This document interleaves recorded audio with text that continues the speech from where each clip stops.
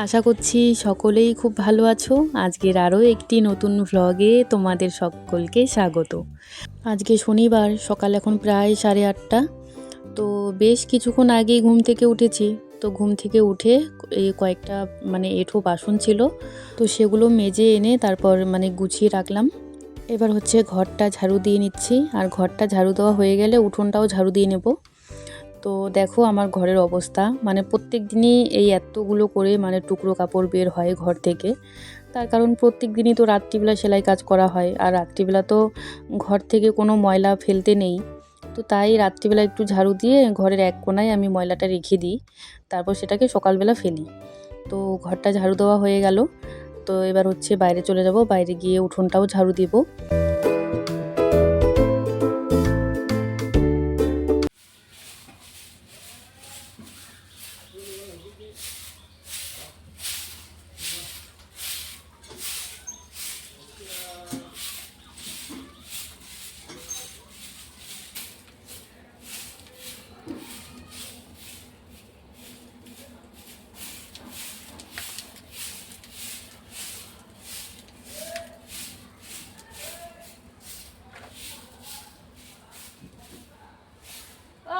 জল দিতে বললাম, কি করো তুমি? কোদাল দিয়ে ওখানে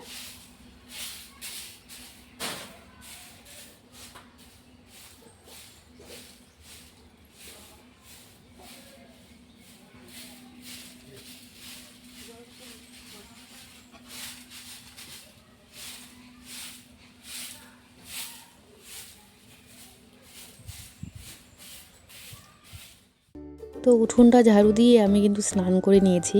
আর স্নান করে এসে দেখি যে ও চা বানিয়েছিল, লাল চা। তো স্নান করে এসে একটু লাল চা খেয়ে নিয়েছি।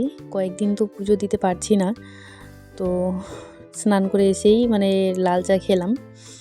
আর ও খেয়ে চলে গেছে কাজে। তো আজকে না স্নানের আগে ঘরটা মোছা হয়নি, তো স্নান করে এসে তারপর ঘরটা মুছলাম। আর এবার তো কয়েকটা জামা কাপড়ও রয়েছে, তো সেই জামা কাপড়গুলোও কাচতে হবে। তো তার আগে ঘরটা মুছে নিলাম। তো আজকে ভাবছি সকালের মুড়ি খাবারের জন্য একটু ঘুগনি বানাবো। অনেক দিন হয়ে গেল ঘুগনি টুগনিগুলো খাওয়াই হয় না, ঘুগনি লুচি এগুলো। তো বেশ কয়েকদিন সকালবেলা ওই দুধ মুড়ি খেলাম। তবে আজকে আর দুধ মুড়ি খাবো না, আজকে একটু ঘুগনি রান্না করব। তো ঘুগনির সাথে মুড়ি খাবারটা খাবো। ওকেও বারবার করে বললাম যে আমি তো একটু ঘুগনি রান্না করব, তুমিও একটু মুড়ি খাবার খেয়ে যাও ঘুগনির সাথে। তবে ও বলল যে না, আমি খাবো না, তুমি রান্না করে খাও। তো ও এই কথাটা সবসময়ই বলে যে তোমার যা ইচ্ছা তুমি রান্না করে খাও, তবে সকালবেলা আমাকে কোনো কিছু খাওয়ার জন্য জোর করো না। তো ও সকালবেলা কোনো কিছুই খেতে চায় না, শুধুমাত্র 1 কাপ চা খায়। আর খুব বেশি জোর করলে হয়তো একটা বিস্কিট খাবে চায়ের সাথে, বাস ওটা খেয়েই কিন্তু ও কাজে চলে যায়। তো আমি এখানে দেখো কয়েকটা খেজুর নিয়েছি। তো খালি পেটে তো খেজুর খাওয়াটা অনেক ভালো, তো তাই কয়েকটা খেজুর খেয়ে নিচ্ছি, তারপর ঘুগনিটা রান্না করব। তো এই যে দেখো ঘুগনি রান্না কিন্তু হয়ে গেছে। তো ঘুগনি আর মুড়ি নিয়ে বসে গেছি। তো চলো এখন হচ্ছে ঘুগনি আর মুড়িটা খেয়ে নিই, তারপর তো আবার দুপুরের রান্না বান্না রয়েছে।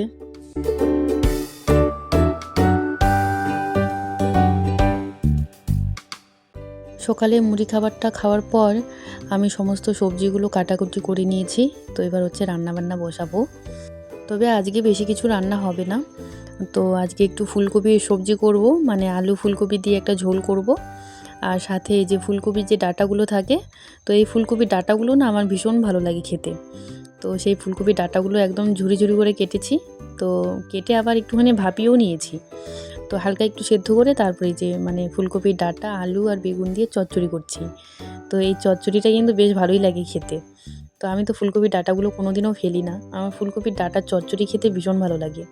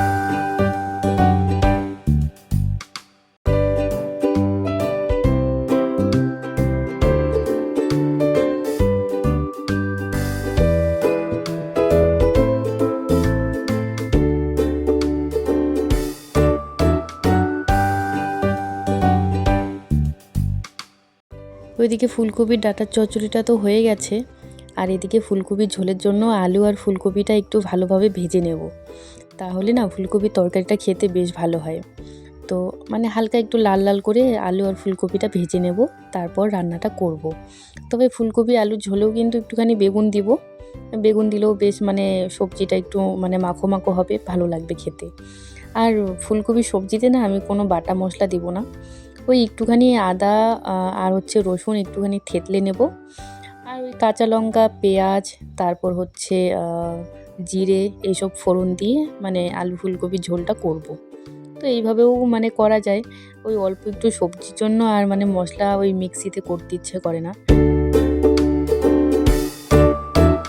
তো রান্না বান্না হয়ে গেছে, তো এই হচ্ছে আলু আর ফুলকপির ঝোল, সাথে বেগুনও রয়েছে, আর তার সাথে রয়েছে ফুলকপির ডাঁটার চচ্চড়ি। তো চলো খাওয়া দাওয়া করে নিই, এখন প্রায় দুপুর 1:30টা মতো বাজে।